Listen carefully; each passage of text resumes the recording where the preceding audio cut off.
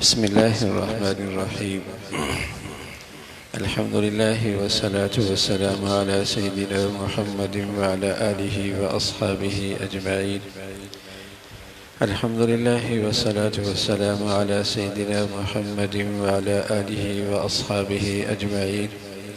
أما بعد فأعوذ بالله من الشيطان الرجيم. بسم الله الرحمن الرحيم. وإذا حييتم بتحية فحيوا بأحسن منها أو ردوها. وقال النبي صلى الله عليه وسلم: لا تدخلوا الجنة حتى تؤمنوا ولا تؤمنوا حتى تحابوا. ألا أدلكم على شيء إذا فعلتموه تحاببتم؟ أفشوا السلام بينكم، أو كما قال عليه الصلاة والسلام. اللهم صل على سيدنا محمد وعلى آل سيدنا محمد وبارك وسلم. اللهم صل على سيدنا محمد النبي الأمي وعلى آله وأصحابه وسلم. میرے معزز مسلمان بزرگوں، عزیز بھائیوں اور امت مسلمہ کی مقدس ماں اور بہنوں، اللہ کے نبی صلی اللہ علیہ وسلم کا ارشاد ہے کہ تمہاری ایمان کی علامت اور وہ ایمان جس پر تمہیں ہمیشہ کی کامیابی ملنی ہے، جس کی سب سے بڑی شکل جنت ہے، وہ ایمان اس ایمان کی علامت ہی ہے کہ تم مسلمان آپس میں ایک دوسرے سے محبت کرنے والے ہو. تمہاری ایمان کی سچائی، تمہاری ایمان کی حقانیت، تمہارے اندر ایمان ہے، اس کی نشانی وہ یہ ہے کہ تم آپس میں ایک دوسرے سے محبت کرنے والے. لا تدخلوا الجنہ حتی تؤمنوا، تم جنت میں نہیں جاؤ گے بغیر ایمان کے. ولا تؤمنوا حتی تحابوا، اور تمہارا ایمان نہیں، قابل اعتبار نہیں جب تک کہ تم آپس میں محبت نہ کرو.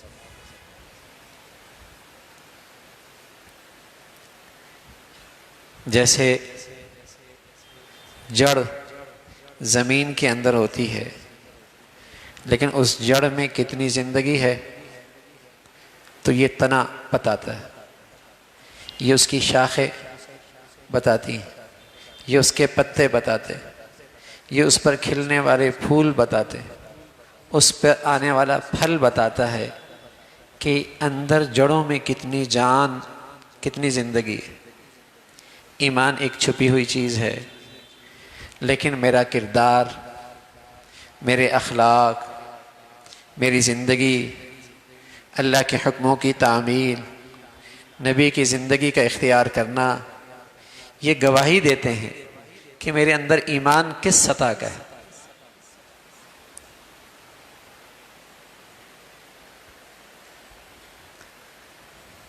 ایمان کس سطح کا ہے.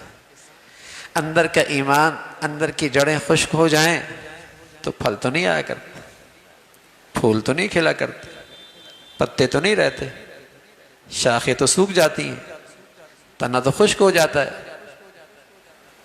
پہچان کھو بیٹھتا. وہ درخت اپنی پہچان کھو بیٹھتا، اس کے اندر پہچان نہیں رہتی کہ یہ کس چیز کا درخت ہے.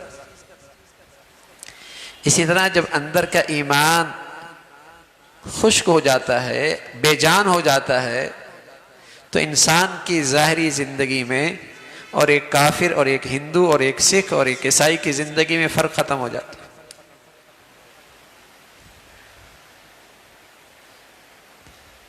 دونوں کا طرز عمل،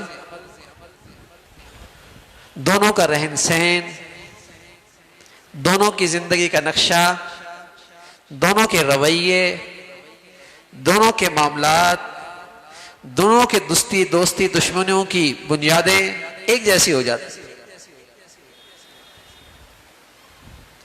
اگر کافر سے دوستی رکھتا ہے تو مفادات کے لیے، اغراض کے لیے، تو مسلمان بھی کسی مسلمان سے دوستی رکھتا ہے اغراض اور مفاد، ایمان کی وجہ سے نہیں رکھتا. ایمان کی وجہ سے تعلق نہیں رکھتا، وہ کافر نسب کی وجہ سے، خاندان کی وجہ سے، برادری کی وجہ سے، زبان کی وجہ سے دوستی اور محبت کرتا ہے۔ مسلمان بھی اسی حد تک اگر کرتا ہے تو سمجھو اندر ایمان چلا گیا۔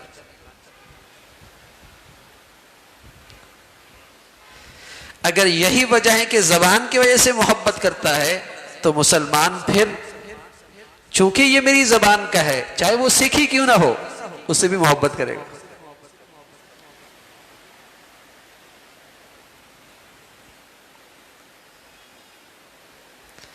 تو مسلمان ایمان کی وجہ سے محبت کرتا ہے، اور چاہے وہ کسی بھی ذات کا ہو، کسی بھی رنگ کا ہو، کسی بھی علاقے کا ہو، کسی بھی قوم کا ہو، کسی بھی ملک کا ہو، یہ اس کی ایمان کی نشانی ہے۔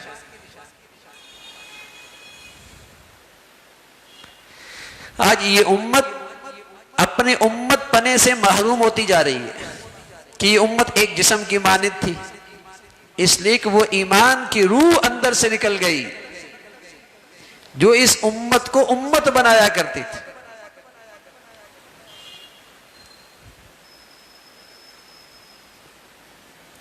کوئی وطنیت کا بیچ میں بت اور آڑ اور رکاوٹ نہیں بنا کرتی تھی۔ ایمان جب تھا تو یہ امت امت تھی، اور ایسی امت تھی سبحان اللہ، یہ مکہ والے مہاجر، اور یہ مدینہ والے انصار، اور یہ بلال حبشہ سے، اور یہ صہیب روم سے، اور یہ سلیمان فارس سے، رضوان اللہ علیہم اجمعین، مدینہ کی گلیوں میں یوں لگتے جیسے سب ایک ماں باپ کی اولاد ہے۔ حبشہ کا رہنے والا کالا حبشی، فارس کا رہنے والا فارسی،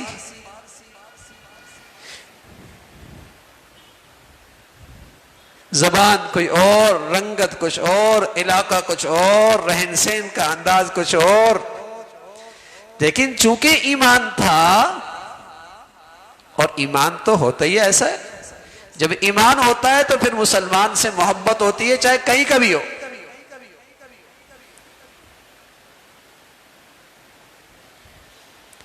تو یہ ایمان کمزور ہوا، روح کمزور ہوئی، امت بنا نہ رہا۔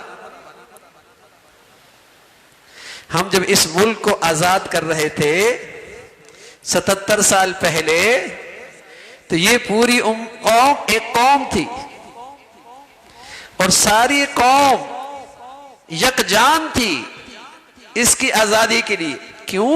اس کے اندر ایمان کی روح موجود تھی۔ لیکن آج بتائیے نا، آج یہ قوم نہ رہی، یہ لشکروں میں تقسیم ہو گئی، گروہوں میں تقسیم ہو گئی، یہ ہجوم بن گیا، یہ جتھے بن گئے، یہ عصبیت میں تقسیم ہو گئے، یہ صوبائیت میں تقسیم ہو گئے، یہ لسانیت میں تقسیم ہو گئے، یہ برادریوں میں تقسیم ہو گئے، یہ قبائل میں تقسیم ہو گئے، قوم نہ رہی، وہ روح جو ختم ہو گئی۔ اور جو یہ ملک کے اوپر اس کی ملک کی عمر بڑھتی چلی گئی، ہم اس روح کو کچلتے چلے گئے، اپنے ملک کو کمزور کرتے چلے گئے۔ جو اس ملک کی عمر بڑھتی چلی گئی، ہم اس ایمان کی روح کو کچلتے چلے گئے، اس ملک کی بنیادوں کو کھوکھلا کرتے چلے گئے۔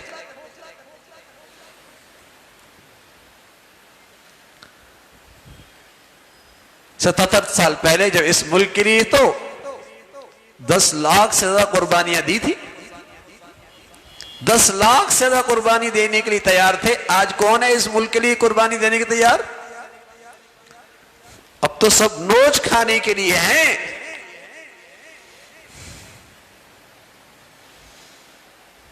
خود غرضی ہے، اور اس خود غرضی کی وجہ سے قوم تقسیم ہے، ٹکڑوں میں ہے، نفرتوں کی آگ ہے، بہم دست گریبان ہے. وہ روح نہیں رہی نا, وہ روح کمزور ہو گئی. اب زبان آ گئی. پہلے تو وطن کا بت آیا, اس نے امت پناہ ختم کیا, اس نے امت پناہ ختم کیا, یہ نیا بت کھڑا ہوا. اور جب وطن آ گیا, مسلمان وطن پرست نہیں ہوتا, مسلمان وطن دوست ہوتا ہے, وطن سے محبت کرتا ہے, پرست صرف اللہ کی کرتا ہے. وہ اپنے ملک سے غداری نہیں کرتا, وہ اپنے ملک کو تقسیم نہیں کرتا, وہ اپنے ملک سے دشمنی نہیں کرتا. مسلمان وطن دوست ہوتا ہے, وہ اپنے وطن کی آزادی کی نعمت کی قدر کرتا ہے. ہاں خدا پرستی, وطن پرست نہیں ہوتا. وطن سے اس لیے محبت کرتا ہے کہ اس میں اللہ کا دین زندہ ہو جائے, اس میں اللہ کے دین کو طاقت نصیب ہو, یہاں ایمان کی زندگی کو طاقت نصیب ہو. اس لیے وہ اس آزادی کی نعمت کی قدر کرتا. لیکن جب وطن پرستی آئی, یہ بت کھڑا ہوا, امت پناہ ختم ہو گئی. کوئی مسلمان دوسرے ملک کے لیے, مسلمان کے لیے سہارا بننے کے لیے تیار نہیں رہا. ہاں دشمنوں کی صف میں تو کھڑا ہوا, مسلمانوں کی حفاظت کے لیے نہیں کھڑا ہوا. یہ تو تاریخ ملے گی آپ کو مسلمانوں کی, اسلامی دنیا کی یہ تاریخ تو بدقسمتی سے ملے گی. اور جب یہ ملک بن رہا تھا تو یہ قوم ایک تھی, سب یکجان تھے. اور آج جب وہ روح کمزور ہو گئی, ایمان کی عصبیت آئی, تو ہمارا بازو تو کٹ گیا, بنگلہ دیش کٹ گیا, ایک حصہ تقسیم ہو گیا. اور باقی ملک جو باقی ہے وہ بھی زخمی زخمی, وہ بھی زخمی زخمی. وہ جو چیز روح تھی ایمان کی, جو یکجان کرتی تھی اس پوری قوم کو, ایک طاقت بناتی تھی, ہم نے اس روح کو کچلا ہے, اس روح کو کچلا.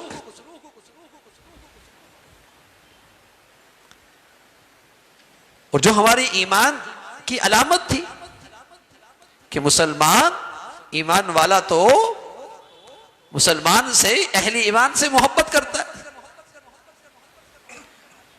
مسلمان کے جان کے لیے کہاں خطرہ بن سکتا ہے, یا اس کے مال کے لیے کیسے خطرہ بن سکتا ہے, یا اس کی عزت آبرو کے لیے کیسے خطرہ بن سکتا ہے,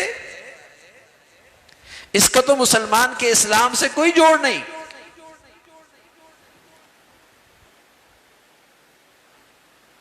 لیکن وہ روح کمزور, اسلام کی روح نکل گئی, ایمان کی روح کمزور ہو گئی.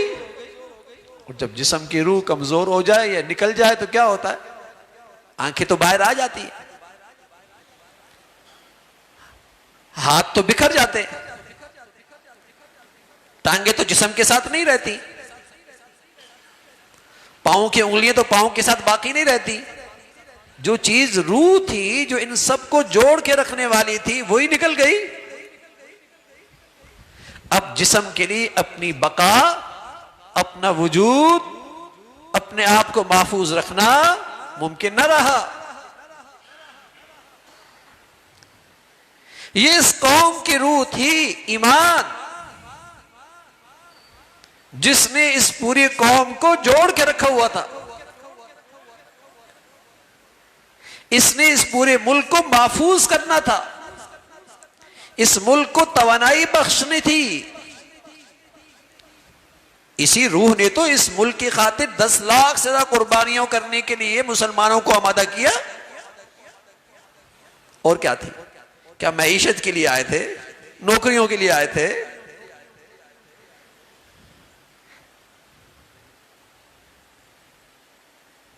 یا نفرتوں کی آگ لگانی تھی اس لیے بنایا تھا یہ ملک؟ سب کا تو ایک ہی مقصد تھا. لیکن ملک تو بنا اس ایمان کی طاقت اور روح سے، لیکن اس کو ہم نے اب یاری نہیں کی، بلکہ اس دین کو اور اس ایمان کی زندگی کو کچلنے میں تاخیر، سستی نہیں کی، کمی نہیں کی. موقع پایا کہ اس قوم کے اندر سے کسی طرح ایمان کی روح نکل جائے. اسکول، کالج، یونیورسٹیاں، قومی ادارے، قومی عدالتیں، ایوان،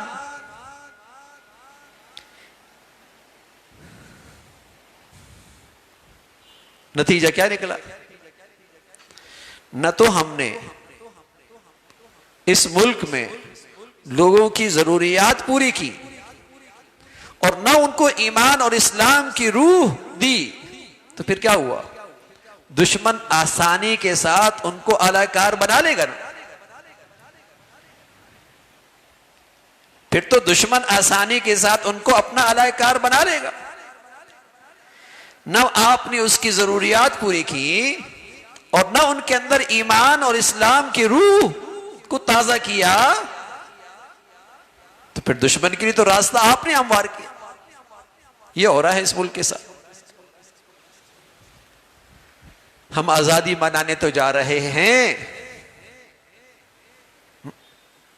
نعمت ہے آزادی، لیکن سچی بات یہ ہے کہ ہمیں 70 سال کے مقابلے میں آج کی یہ آزادی زخموں سے بھری ہوئی نظر آ رہی. 70 سال میں یہ قوم تھی، آج یہ گروہوں میں ہے، ہجوم میں ہے، لشکروں میں ہے، جتھہ بندیوں میں ہے، نفرتوں میں ہے، اقتدار کی ہوس میں ہے، عصبیت کی آگ میں ہے. قوم کا رہی.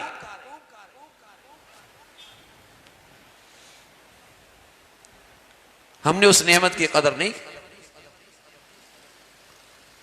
کہ اللہ نے ایک آزاد خطہ دیا تھا اور یہاں ہم ایمان کی زندگی کی آبیاری کرتے.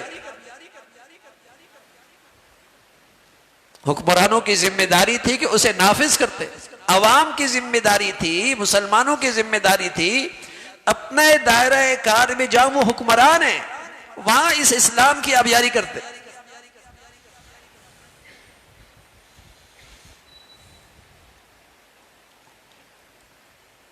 اس کا آج نقصان ہوا میرے عزیزو کہ آج وہ ایمان کی روح گئی. نشانی کیا روح گئی؟ مسلمانوں میں آپس میں محبت آج نہیں رہی، مسلمانوں میں آج آپس میں اتفاق نہیں. اب وہ تعلقات بنتے ہیں عصبیت کی وجہ سے، عصبیت کی وجہ سے، زبان کی وجہ سے، علاقے کی وجہ سے، قبیلے کی وجہ سے، ایمان کی وجہ سے نہیں. اتنے بدبودار نعرے ہیں کہ رسول اللہ صلی اللہ علیہ وسلم فرمایا کرتے تھے ایسے بدبودار جو عصبیت کا نعرے لگاتا ہے اس کا میری امت سے تعلق نہیں ہے. اس کا میری امت سے کیا تعلق؟ لیکن جب ایمان چلا جاتا ہے، اس کی روح کمزور ہو جاتی تو پھر یہ سارے جراثیم جگہ بنا لیتے. پھر یہ جراثیم اندر جگہ بنا لیتے ہیں. برادری کا بت، قوم کا بت، زبان کا بت، علاقیت کا بت، صوبائیت کا بت، یہ سارے جراثیم پھر پروان چڑھتے اس لیے کہ وہ ایمان نہ رہا. زمین بنجر ہو گئی، یہ جراثیم پروان چڑھ رہا. ایمان ہوتا، سبحان اللہ، ایمان ہوتا تو یہ تو نہ کالا دیکھتا نہ گورا دیکھتا، نہ مشرق دیکھتا نہ مغرب دیکھتا، نہ عرب دیکھتا نہ عجم دیکھتا، نہ کالا دیکھتا نہ گورا دیکھتا، نہ اپنا دیکھتا نہ بگانا، یہ تو دیکھتا ایمان. ایمان والا ایمان کے لیے تو ایسا ہے جیسے ایک عمارت کی مضبوط عمارت، اور عمارت میں ہر اینٹ دوسرے کے لیے مضبوطی کا باعث ہوتی ہے. مسلمان ایمان والا تو ایک دوسرے کے لیے ایمان کا تقاضا، دونوں ایک ہیں. اس ملک کی سلامتی بھی اس میں ہے کہ یہ قوم ایک ہو جائے، اور ہمارے ایمان کا تقاضا بھی یہ ہے کہ مسلمان سب ایک ہو جائے. ہمارے ملک کی سلامتی بھی اسی میں. اگر یہ عروج ختم ہو گئی، اس ملک کا وجود، اس کی بقا خطرے میں. کوئی چیز اس کو اکٹھا نہیں کر سکتی.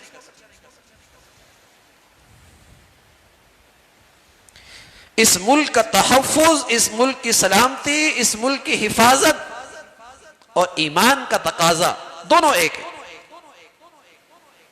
دونوں ایک ہے. اور وہ ہے مسلمانوں کا ایک دوسرے کا خیر خواہ ہونا، مسلمانوں کا ایک دوسرے سے اتفاق رکھنا، مسلمانوں کا ایک دوسرے پر مہربان ہونا. ایمان کی وجہ سے، یہ ایمان کا تقاضا ہے. اللہ کے نبی صلی اللہ علیہ وسلم نے صدیوں سال پہلے یہ پیغام دیا اپنی امت کو، لا تدخلوا الجنہ حتی تؤمنوا، جنت میں نہیں جاؤ گے بغیر ایمان کے. بغیر ایمان کے جنت میں جانا ایسا محال ہے جیسے اونٹ کا سوئی کے سرے سے گزرنا محال ہے.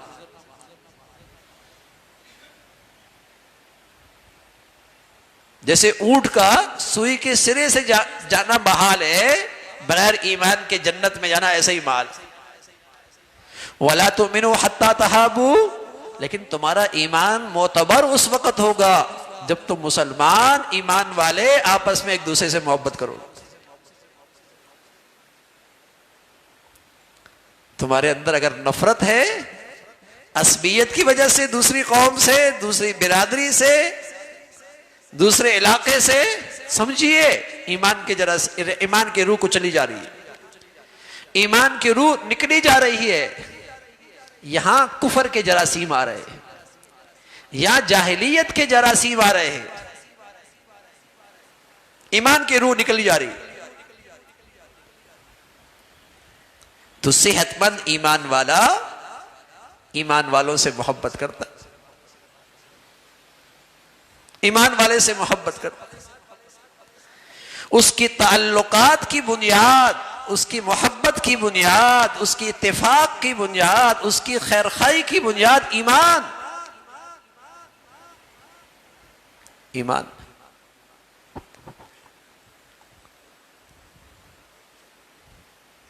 رسول اللہ صلی اللہ علیہ وسلم فرمایا کرتا المؤمن من امنہ الناس. سبحان اللہ. مومن کی تو شان ہی یہی ہے کہ دوسرے لوگ اس سے محفوظ ہو جائے، انہیں امن مل جائے. کون؟ یہ ایمان والا. کون؟ یہ مسلمان. تو میرے عزیزو، جیسے درخت کی جڑیں تازگی اس کی شاخیں بتاتی ہے اور اس کا پھل بتاتا ہے، ایسے ہی مسلمان کے اندر کا ایمان اس کے اعمال بتاتا ہے، اس کے اخلاق بتاتے ہیں، اس کا کردار بتاتا ہے، اس کا رویہ بتاتا ہے. ایسا نہیں ہے کہ آدمی زندگی غیروں کی طرح گزارے اور کہے کہ ایمان والا ہے، مسلمان ہے. مسلمان تو اپنی حقیقت رکھتا ہے. جیسے میز پہ دو سیب پڑے ہو، دور سے ایک آدمی دیکھے دو سیب پڑے، ان میں ایک پلاسٹک کا ہو اور ایک دوسرا ہو حقیقی سیب ہو. دور سے دیکھنے میں دونوں سیب نظر آ رہے ہیں، لیکن جب دونوں کو ہاتھ میں لے گا تو فرق ہوگا. ایک میں خوشبو ہے، ایک میں ذائقہ ہے، ایک میں توانائی ہے، ایک میں خوشبو ہے، ایک کی رنگت میں کشش ہے، اور دوسرے پلاسٹک والے میں یہ سب چیزیں کچھ نہیں. تو مردم شماری کا مسلمان اور حقیقی مسلمان میں ایسا ہی فرق ہے. ہاں، پیدائشی مسلمان اور حقیقی مسلمان میں ایسا ہی فرق ہے. جو حقیقی ایمان والا ہوتا ہے اس کی تو اخلاق کی کشش ہوتی ہے، اس کی تو کردار کی خوشبو ہوتی ہے، اس کے تو اعمال کا ایک حسن ہوتا ہے، اس کی تو لوگوں کے دلوں میں اس سے تو محبوبیت آتی ہے. اور جو مردم شماری کا ہے میرے عزیزو، اس کے اندر تو پھر نفرت ہی نفرت، اس میں تو پھر کرواہٹ ہی کرواہٹ ہے. تو رسول اللہ صلی اللہ علیہ وسلم نے فرمایا صحت مند ایمان کی نشانی ہے کہ تم آپس میں محبت کرنے والے. تو مسلمان کے ایمان کا بھی تقاضا ہے، اور اس ملک کی اس نعمت کی قدردانی کا بھی تقاضا یہ ہے کہ ہم ایمان کی زندگی کو فروغ دیں، اور یہی اس ملک کی سلامتی کا راستہ ہے، یہی اس ملک کی حفاظت کا راستہ. وہ لوگ اس ملک سے دشمنی کرتے ہیں جو اس ملک سے دین مٹانا چاہتے ہیں یا ایمان کی روح کو چلنا چاہتے ہیں، وہ حقیقت میں اس ملک کے دشمن ہیں. وہ اس ملک کو کمزور کرنا چاہتے ہیں، یہ اس ملک کو وہ توڑنا چاہتے ہیں. انہیں پتا ہے جب یہ روح نکل جائے گی اس ملک کی بقا خطرے میں، اس کا وجود خطرے میں، اس لیے وہ اس روح کو کچلنا چاہتے ہیں. وضرب اللہ مثلا قرية كانت آمنة مطمئنة يأتيها رزقها من كل مكان فكفرت بأنعم الله فأذاقها الله لباس الجوع والخوف بما كانوا يصنعون. قرآن ایک آئینہ ہے اور قرآن میں زندگی ہے. ایسا نہیں کہ بس یہ قرآن پہلے والوں کے لیے ہے آج کے لیے نہیں ہے، ایسا نہیں ہے. قرآن میں زندگی ہے. اسے آج دیکھیں گے تو آپ کو اس کے اندر آپ کا ملک بھی نظر آئے گا. وضرب اللہ مثلا قرية، اللہ تعالیٰ ایک ملک کی مثال پیش کرتے ہیں، ایک بستی کی مثال پیش کرتے ہیں. كانت آمنة، وہ بڑے امن سے رہتے تھے، کسی بیرونی دشمن کا کوئی خطرہ نہیں، کسی باہر کے آدمی کا کوئی خطرہ نہیں. كانت آمنة مطمئنة، اور وہاں رہنے والے اندر بھی بڑے سکون سے، دل بھی بڑا مطمئن، کوئی خوف نہیں. كانت آمنة مطمئنة يأتيها رزقها من كل مكان، ان کا معاش کا بھی مسئلہ کوئی نہیں تھا. رحمت کی بارشیں ہوتی تھی، زمین بھی سونا اگلتی تھی، شمال جنوب کے سارے تجارتی سفر بھی بڑے پرامن تھے. يأتيها من كل مكان، ہر طرف سے معاش کا مسئلہ آسان تھا. پھر کیا ہوا اس ملک کے ساتھ، اور پھر کیا ہوا اس بستی کے ساتھ؟ فرمایا فکفرت بانعم اللہ، انہوں نے اللہ کی نعمتوں کی ناشکری کی. اللہ کی نعمتوں کی ناشکری کی.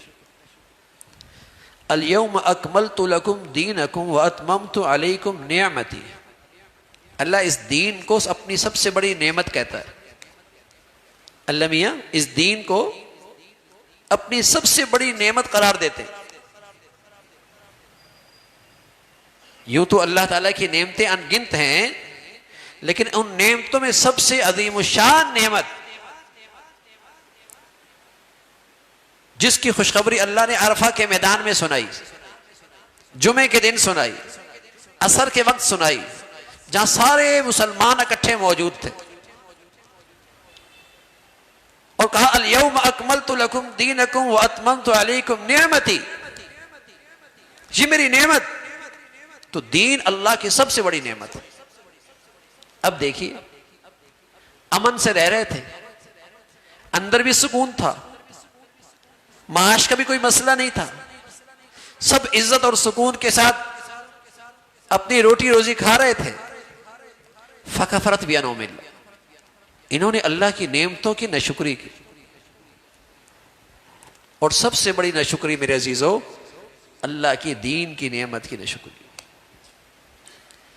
نہ ہم نے قومی سطح پہ اس کی حوصلہ افزائی کی، نہ قومی سطح پہ ہم نے اس دین کی حوصلہ افزائی کی، نہ اسے اس کا وہ مقام دیا جو اس دین کا حق تھا، اور نہ ہی ہم نے اپنے نجی اداروں میں، کسی کی فیکٹری ہے، کسی کارخانہ ہے، کسی کا اسکول ہے، کسی کا شفا خانہ ہے، کسی کا اپنا گھر ہے، کسی کی اپنی دکان ہے،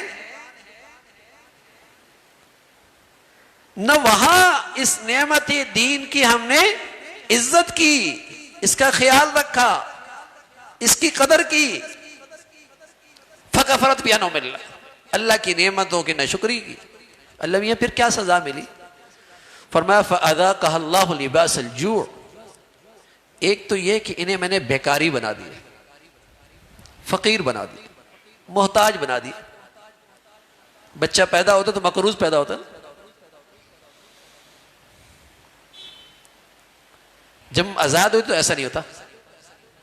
اللہ نے تو ہمیں اس زمین کے میں خزانے بھر رکھے دے دیے تھے، اس کے پہاڑوں میں خزانے بھر کے دیے تھے، اس کے سمندروں میں خزانے بھر کے دیے تھے، اس کے زمین میں خزانے بھر کے دیے تھے۔ تب اللہ نے یہ ملک جیسی نعمت دی تھی، یہ خالی نہیں دی تھی۔ اس کے پہاڑ خزانوں سے بھر دیے تھے، اس کی زمین خزانوں سے بھر دی تھی، اس کے سمندروں میں خزانے رکھے تھے۔ یہ مقروض کیوں ہو گئی؟ اس کا بچہ مقروض ہو گیا، پیدا ہوتا ہے تو مقروض۔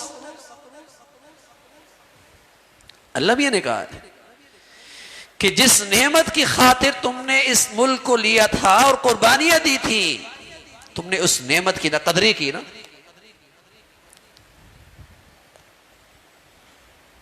اس نعمت کو وہ معزز مقام نہیں دیا جو اس کا حق تھا۔ ہر جگہ سے اس دین کو نکالا تم نے، اور تم یہ سمجھے شاید اس دین کو چھوڑ کر ہم دنیا میں ترقی کر لیں گے، شاید یہ ترقی میں، ہماری ترقی میں یہ رکاوٹ ہے۔ دیکھیں نا، ہر بے دینی کا، تماشے کا، حوصلہ افزائی، لیکن دین کی ہر طرف حوصلہ شکنی۔ فکفرت بانعم اللہ، جب اس نعمت کی ناشکری کی، اللہ میاں کیا سزا دی؟ فَأَذَاقَهَا اللَّهُ لِبَاسَ الْجُوعِ، بھوک کا لباس پہنا دی۔ آج کروڑ پتی بھی اپنی معیشت، اپنے معاش کے بارے میں فکر مند، اپنے معیشت کے معاملے میں فکر مند، اپنے کاروبار کے بارے میں خوف کا شکار، پریشانی کا شکار، غریب بھی شکار۔ ہر آدمی خوف کا لباس، لباس الجوع والخوف، بھوک اور خوف کا لباس پہنا دیا۔ ہر ایک کو خطرہ کہ جان، مال، عزت، آبرو، پتہ نہیں کاروبار چلے گا، سرمایہ لگایا ہے بچے گا، کل یہ زندگی کا اسٹیٹس رہے گا۔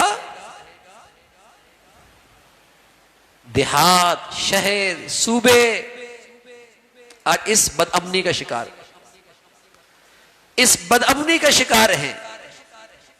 فَأَذَاقَهَا اللَّهُ لِبَاسَ الْجُوعِ وَالْخَوْفِ، اللہ میاں کہتے ہیں یہ سزا ایسی نہیں آتی، یہ سزا ایسی نہیں آتی، یہ حالات یوں ہی نہیں آیا کرتے کہ اچانک آ گئے ہوں، ایسی آ گئے ہوں، نہ بِمَا كَانُوا يَصْنَعُونَ، جو بویا ہے وہ تمہیں کاٹنا پڑ رہا، جو بویا ہے وہ کاٹنا پڑ رہا، یہ اس کا نتیجہ ہے۔ اگر آج بدامنی ہے اور آج تنگ دستی ہے، آج معاشی پریشانیاں ہیں، تو اس کی وجہ تو اللہ نے بتا دی کہ جو اسلام اور اس دین کا حق تھا وہ ہم نے پورا نہیں کیا۔ خواص نے بھی، عوام نے بھی، صاحب اقتدار نے بھی، لوگوں نے بھی، ہر ایک نے اپنے اپنے حیثیت کے لحاظ سے اس فریضے میں کوتاہی کی۔ اگر عوام ہی اپنے اپنے دائرہ کار میں اس دین کو زندہ کرتے تو بتائیے، یہ بے دین لوگوں کا تو وجود ہی نہ رہتا، ان کا تو دم گھٹنے لگتا، ان کا تو دم گھٹنے لگتا۔ یہ بے دین لوگ وہی طاقتور ہوتے ہیں جہاں انہیں عوام سے بھی حوصلہ افزائی ملتی ہے نا، جب انہیں عوام سے بھی توانائی ملتی ہے۔ تو تو اس کوتاہی کی آج یہ سزا ہے. فَكَفَرَتْ بِأَنْعُمِ اللَّهِ فَأَذَاقَهَا اللَّهُ لِبَاسَ الْجُوعِ وَالْخَوْفِ بِمَا كَانُوا يَصْنَعُونَ. یہ رد عمل ہے، یہ اس کا ریئیکشن ہے جو بویا ہے. تو ہونا تو یہی چاہیے تھا کہ جب یہ نیا سال آتا ہے اور آزادی کا دن آتا ہے تو ہمیں اپنی غلطیوں کا اور اپنی کمزوریوں کا، ہاں، یہ ہمیں ان کمزوریوں کی طرف متوجہ کریں. ہم کہاں غلط ہو رہے ہیں؟ اور اس سے بہتر، ہمارے دین سے زیادہ ہماری بہتر کون رہنمائی کر سکتا ہے؟ قرآن سے زیادہ کون ہماری کمزوریوں کی نشاندہی کر سکتا ہے کہ ہماری بربادی کی اور ہماری کمزوری کی اور ہمارے زخموں کی اور ہمارے ٹوٹ پھوٹ کی اصل وجہ کیا ہے؟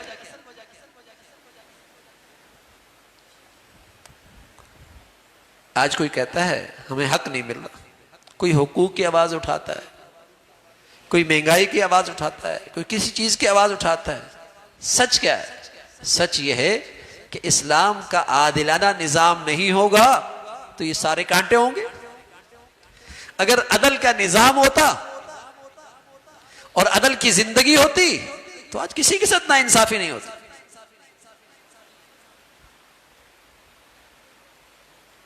لیکن اس عادلانہ نظام کو ہم یہ دیکھیں کہ آیا ہم اپنے گھر کے اندر، اپنے دائرہ کار کے اندر، جو ہمارے پاس نجی ادارے ہیں، ان اداروں کے اندر کیا اسلام کے اس عادلانہ نظام پہ عمل کر رہے کہ کم از کم ہماری ذات سے کسی کو تکلیف نہ ہو، کسی کے ساتھ ناانصافی نہ ہو، کسی کا حق ضائع نہ ہو، کہیں اللہ کی نافرمانی نہ ہو؟ وہ بھی نہیں ہو رہا. یہ تو ہمارے اختیار میں نا، یہ تو ہماری ذمہ داریوں میں. تو میرے عزیزو، پیارے رسول صلی اللہ علیہ وسلم نے فرمایا جنت ایمان اس کی قیمت ہے، اس جنت کی قیمت ایمان ہے. لیکن اس ایمان کا نشانی، علامت یہ ہے صحت مند ایمان کی کہ تم آپس میں ایمان کی وجہ سے ایک دوسرے سے محبت کرو. وَلَا تُؤْمِنُوا حَتَّى تَحَابُوا. اور حضور علیہ الصلوۃ والسلام نے ایک آسان سا نسخہ دیا، فرمایا الا ادلکم علی شیء اذا فعلتموہ تحاببتم. ہم تمہیں ایک عمل بتاتے ہیں، اگر تم یہ کرو گے تمہارے دلوں میں ایک دوسرے کی محبت آنے لگے گی. ایسا عمل ہے. فرمایا افشوا السلام بینکم، تم آپس میں سلام کو رواج دو.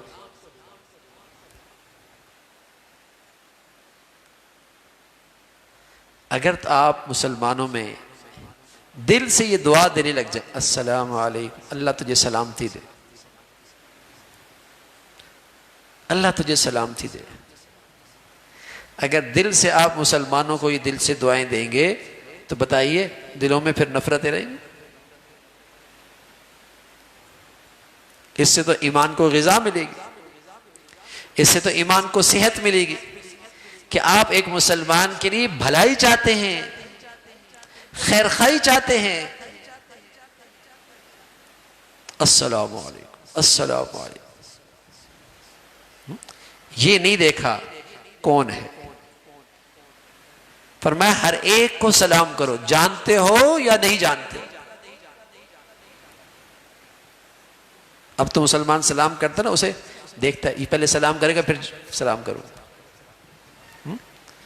حضرت صحابہ فرمایا کرتے تھے رضوان اللہ اجمعین، ہم بہت کوشش کرتے کہ ہم آپ سے سلام میں پہل کر لیں، لیکن کبھی ایسی نوبت آئی نہیں. آپ ہمیشہ سلام میں پہل کیا کرتے. سبحان اللہ، السلام علیکم. سلامتی کی دعا، سلامتی کی دعا. تو اس عمل کو اپنے گھروں کو بھی فروغ دیں. گھر میں داخل ہوں سلام کیا کریں، گھر سے نکلنے لگے سلام کہا کریں، دکان میں آئیں سلام کہا کریں، مسلمان سے ملیں سلام کہا کریں. یہ مسلمانوں کا شعار ہے، یہ ایمان کی نشانی ہے کہ یہ مسلمان ہے، ملتا ہے تو سلام کرتا ہے. ہندو تو یہ نہیں کہتے، عیسائی تو یہ نہیں کہتے، سکھ تو یہ نہیں کہتے، کافر تو یہ نہیں کہتے. یہ کون کہتا ہے؟ مسلمان. تو یہ مسلمان کی نشانی ہے کہ مسلمان جب ملتا ہے تو سلام کرتا ہے. اس کو رواج دو بھائی، اور دل سے اگر یہ ہو دعا السلام علیکم، اللہ تجھے سلامتی دے دے. اور اس میں ایک بات کا اور کوئی پیغام ہے کہ جب مسلمان دوسرے مسلمان سے ملتا ہے اور السلام علیکم کہتا ہے تو پیغام دیتا ہے کہ تیری ذات کو اور تیری جان اور مال کو مجھ سے سلامتی ہوگی، کوئی نقصان نہیں ہوگا. یہ پیغام دے رہا ہوتا کہ میری ذات سے آپ کو سلامتی ہی سلامتی ہے، کوئی تکلیف نہیں ہوگی. یہ پیغام دے رہا ہوتا. تو میرے عزیزو، اللہ کے نبی صلی اللہ علیہ وسلم کی ان سنتوں میں اور آپ کی ان اداؤں میں بڑی تاثیر ہے، بڑی تاثیر ہے. اس کی تاثیر اللہ کے نبی نے فرمایا اس سے دلوں میں محبتیں پروان چڑھتی ہیں، جو ایمان کی غذا ہے، جو ایمان کی توانائی ہے. اس سنت سے، اس عمل سے آپس میں محبتیں پروان چڑھتی ہیں. اگر گھر کا ہر فرد آئے یا نکلے، گھر سے کمرے سے نکلے اور سلام کہتا رہے، بتائیے اس گھر میں انشاءاللہ تاثیر ضرور ہوگی اور دلوں میں ایک دوسرے کے لیے محبتیں پروان چڑھیں گی. جب نبی نے کہا ہے، اللہ کے نبی صلی اللہ علیہ وسلم نے اس عمل کی تاثیر بتائی ہے کہ محبتیں پروان چڑھتی.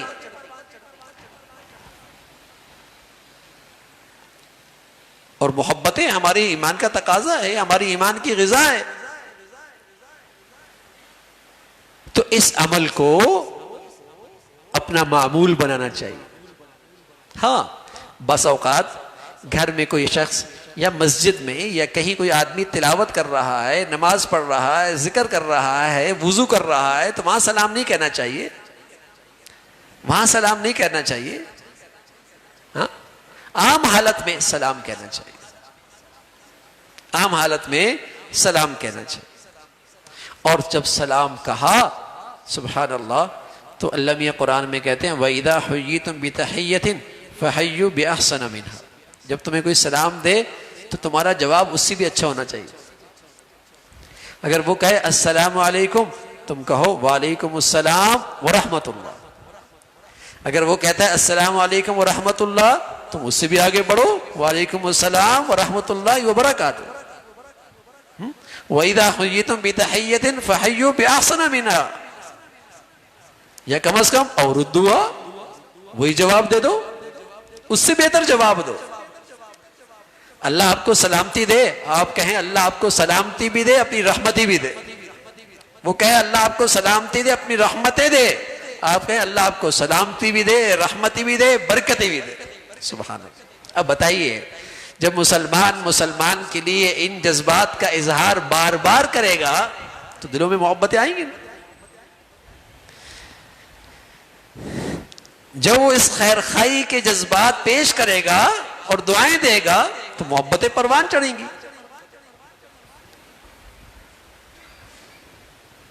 تو سلام کرنا چاہیے اور اپنے بچوں کو یہ چیزیں عادت میں ڈالنی چاہیے،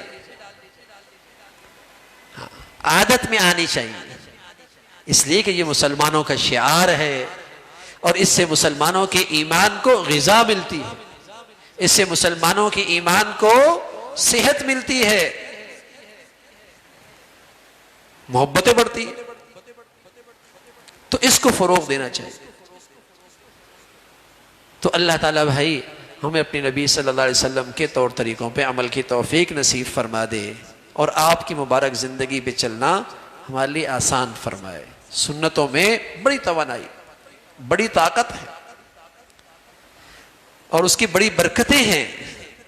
بظاہر یہ بہت آسان سا عمل ہے اور بہت آسان سی سنت ہے، لیکن اس کی تاثیر بہت شاندار.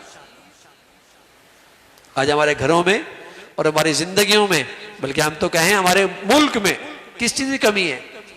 نہ اتفاقی تو ہے، بدامنی تو ہے، نفرت تو ہے،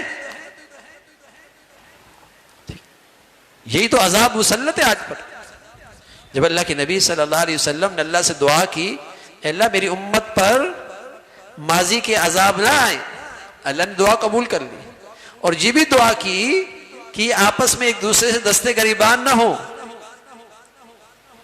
فرمایا یہ عذاب تو اس امت پہ آئے گا، یہ عذاب تو آئے کہ آپس میں بہت دستے گریبان ہیں۔ تو آج نفرتوں کی آگ میں جلنا اسی دین سے دوری کا نتیجہ ہے، اسی دین سے دوری کا نتیجہ ہے۔ اور اگر اس آگ کو بجھانا چاہتے ہیں، ٹھیک، اور اس آگ سے بچنا چاہتے ہیں، تو پھر دین، پھر نبی کے طور طریقے اور نبی کی مبارک ادائیں، انہیں اپنی زندگی کا معمول بنائیں۔ اللہ تعالیٰ بھائی عمل کی توفیق نصیب فرمائے۔ وآخر دعوانا الحمدللہ رب العالمین۔ اللہم لک الحمد کلو ولک الشکر کلو، اللہم لک الحمد کلو ولک الشکر کلو، اللہم اعنا علی ذکرک و شکرک و حسن عبادتک، اللہم اعنا علی ذکرک و شکرک و حسن عبادتک۔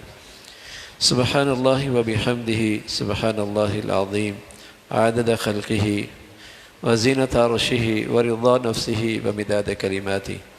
اللہم لا نحصی ثناء علیک أنت كما أثنيت على نفسك، اللهم أعنا على ذكرك وشكرك وحسن عبادتك، يا حي يا قيوم برحمتك نستغيث، أصلح لنا شأننا كله ولا تكلنا إلى أنفسنا طرفة عين۔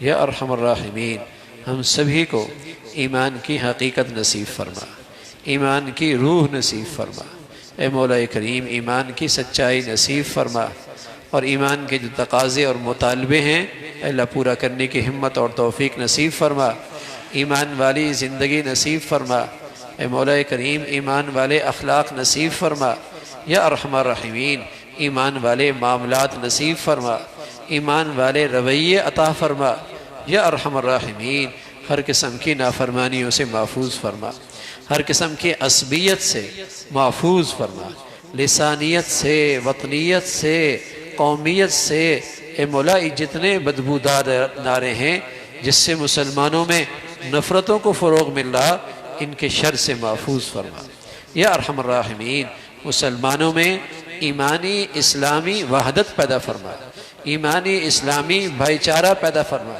ایمانی اسلامی مولا کریم اخوت نصیب فرما، اپنے فضل سے جو مسلمانوں میں بے دینی کو اور نفرتوں کو فروغ دے رہے ان کے شر سے محفوظ فرما، جو مسلمانوں میں بے حیائی کو اور بے دینی کو اور تعصبات کو فروغ دے رہے ان کی گندگیوں سے محفوظ فرما، یا ارحم الراحمین تمام حاضرین حاضرات کی تمام جائز حاجات کو پورا فرما، مشکلات کو آسان فرما، پریشانیوں کو ختم فرما، حادثات سے سانحات سے موذی اور دیر پا بیماریوں سے محفوظ فرما، اے مولا کریم ہمیشہ روحانی اور مادی نعمتوں کی والی زندگی نصیب فرما، روحانی اور مادی نعمتوں پہ دل و جان سے شکر گزاری عطا فرما، یا ارحم الراحمین ناشکری سے محفوظ فرما، نعمتوں کے چھن جانے سے محفوظ فرما، احسان فراموشی سے محفوظ فرما، حادثات سے سانحات سے موذی اور دیر پا بیماریوں سے محفوظ فرما، اے مولا کریم ہمیں اپنے بڑوں کے لیے صدقہ جاریہ بنا اور ان کے لیے عزت کا باعث بنا، اور ہماری اولادوں کو ہمارے لیے صدقہ جاریہ بنا اور راحت کا اور سکون کا ذریعہ بنا، یا ارحم الراحمین ہمیشہ اپنے بچے بچیوں کی تربیت تعلیم زندگی کے صحیح فیصلے کرنے کی توفیق عطا فرما، انہیں اپنا بھی والدین کا فرما بردار بنا، یا ارحم الراحمین اپنے فضل سے جو بچیاں گھروں میں ہیں ان کے لیے نیک صالح رشتوں کا انتظام فرما، جو بچیاں گھروں میں جا چکی ان کے گھروں کو محبت سے اور تقوی سے آباد فرما، ہمارے گھروں کو ٹوٹ پھوٹ سے اور انتشار سے اور نفرتوں سے محفوظ فرما، ہمارے معاشرے کو ہماری سوسائٹی کو ہر قسم کی تقسیم سے محفوظ فرما، یا ارحم الراحمین پوری امت اسلامیہ پہ رحم فرما، اہل اسلام کو نیک صالح قیادت نصیب فرما، ظالموں سے اور بے دینوں سے جہلا سے اس امت کی نجات نصیب فرما، اے مولا کریم دین کی خدمت کی جتنی شکلیں ہیں جو تیرے ہاں مقبول ہیں سبھی کی حفاظت فرما، مساجد کی، مدارس کی، مکاتب کی، علماء کی حفاظت فرما۔ یا ارحم الراحمین اپنے پیاروں کی عظمت، محبت، صحبت نصیب فرما، نیکی سے مناسبت نصیب فرما، نیکوں سے مناسبت نصیب فرما۔ اپنے فضل سے مولا کریم غزہ اور فلسطین کے مسلمانوں کی مدد اور نصرت فرما، ان کے دلوں میں سکینہ اور اطمینان خوب نازل فرما۔ دشمن کے مقابلے میں ان کی ہمت اور استقامت کو اے مولا کریم اور ہمت نصیب فرما، اور ان کی قربانیاں اور ان کی شہادت و قبول فرما کر امت میں اسلامی بیداری پیدا فرما، ایمانی غیرت پیدا فرما۔ اے مولا کریم باطل کو اے مولا انہیں باطل کے مقابلے میں اپنی خاص مدد اور نصرت سے فتح اور کامیابی نصیب فرما۔ اے مولا کریم باطل کی قوت کو بہم دست گریبان فرما، اور اپنی عذاب کی خاص شکلیں ان دشمنان اسلام پہ نازل فرما۔ یا ارحم الراحمین اہل اسلام کی حفاظت فرما۔ اپنے فضل سے مولا کریم ہمارے ملک کو سلامتی عطا فرما، اس کے اندرونی بیرونی دشمنوں سے اس ملک کی حفاظت فرما، اس ملک کو اندرونی بیرونی خطرات سے محفوظ فرما۔ یا نیکی کی اور خیر کی اور تعمیر کی قوتوں کو غلبہ نصیب فرما، شر کی اور برائی کی اور تخریب کی طاقتوں کو نیست و نابود فرما۔ اے مولا کریم ہمارے شہر کو سلامتی عطا فرما، ہمارے ملک کو سلامتی عطا فرما، پوری امت اسلامیہ کی حفاظت فرما، اور تمام بلاد اسلامیہ کی حفاظت فرما، حرمین شریفین کی حفاظت فرما۔ اے مولا کریم مسجد اقصی اس کی آزادی کے لیے جو قربانیاں چل رہی ہیں اے مولا ان قربانی قبول فرما کر اس کی آزادی کی شکلیں پیدا فرما، اس کی آزادی کی شکلیں آسان فرما۔ ربنا تقبل منا انك انت السميع العليم وتب علينا انك انت التواب الرحيم، وصلى الله على سيدنا محمد وعلى آله واصحابه اجمعين برحمتك يا ارحم